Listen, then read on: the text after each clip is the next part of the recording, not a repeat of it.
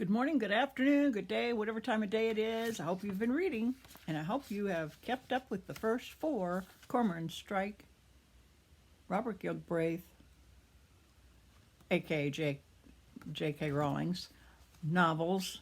This one, Troubled Blood, is her fifth, and it is a doozy.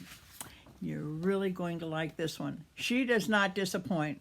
Oh, it is a little bit longer. I won't tell you how many pages. I don't want to discourage or encourage those of you who like to read books that have a lot of meat in them. And this one has a lot. Cormoran went, he's from Cornwall, and he went back to visit his family. And while he was there, a woman approached him and asked if he would take on solving the mystery of her mother, who died 40 years ago. Cormoran's never done a case where he's had to solve a mystery involving someone who disappeared 40 years ago, so a cold case. So he's rather hesitant to take it up, and he meets with them and has Robin come up, and they sit down. He sits down with the woman, the daughter of this woman, Margot, who has disappeared 40 years ago under mysterious cases. They don't know where she is. There have been sightings. Is she still alive? Did she die? What happened to her? She left work. She never got to the pub where she was going to have a drink with a friend. What has happened? And this daughter, the daughter and her significant other, have asked him, well, the significant other she was discouraging it, but then she says, if it'll bring her some peace of mind, because it's brought her nothing but heartache and pain not knowing. And there were, like I said, some people thought that she was still alive. So they've given him a year. They've given him a certain amount of money for a year to solve this mystery. And if they don't solve it in a year, that's it. They're not making any more money on it. So they decide, Cormoran and Robin decide to go ahead and take the case on.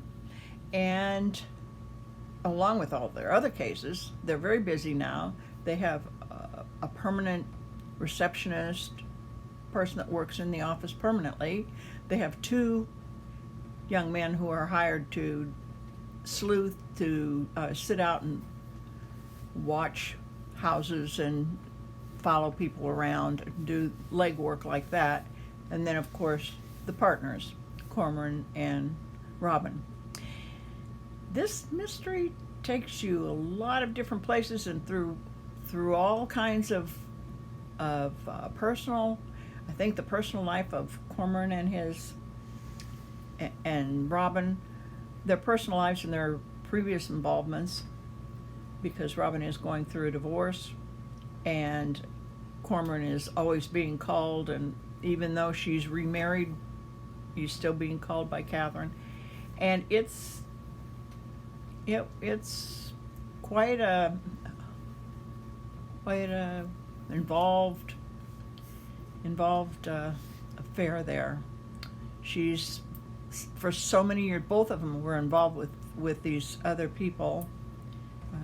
The Cormoran's fiance he didn't want to marry. She wanted to marry him. He didn't want to marry her.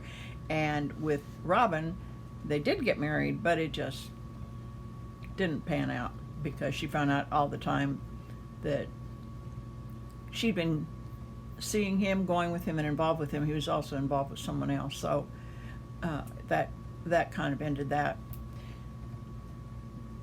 Well, the same thing with Cormoran's significant girlfriend.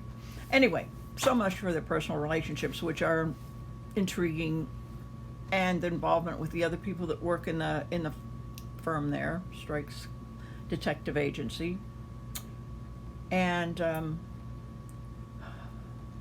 all the getting around, climbing up and down stairs, chasing all over the place, and you really see some characters in this one.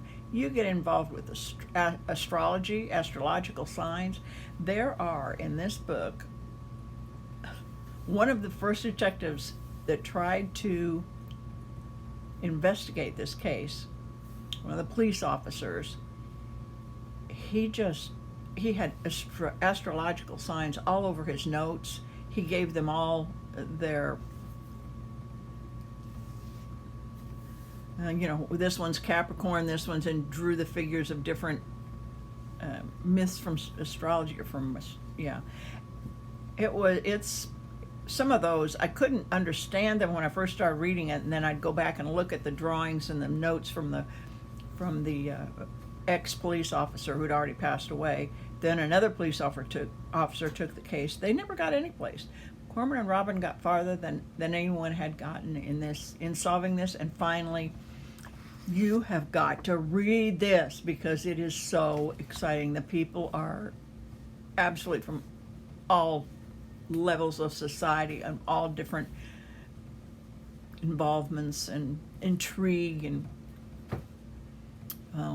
everything from a little bit of witchcraft here and a little bit of astrology here, and it's intriguing, it's interesting, and I always use the word interesting, but of course if it doesn't hold your interest, you're going to just fall asleep. I have up here, there's the book. I took off the cover because I think it's nice and bright and colorful, but the next book I'm reviewing, which I've almost finished reading, it's taken me so long to get around to this review. As you can see, it's Peace Like a River, and it's written by Leif Inger, who is from Osakis in Minnesota. And I picked up this book when I was in Minnesota, and I hadn't read it. I thought, this involves a murder, a different kind of a murder, and it involves a young family and their father and terrible cold winter. You've got it. It's very interesting. I'll be doing a book report. I'll be reviewing it a little bit next time. But for now, pick up Robert Galbraith's fifth. Oh, I have to tell you, if you don't want to buy the hardback, you'd notice that was a hardback. If you want to buy the paperback, I think you have to wait until June, because this is brand new, hot off the press. So pick it up and enjoy it. It really does not disappoint. It is fascinating reading. For now, Mrs. Murder saying bye-bye.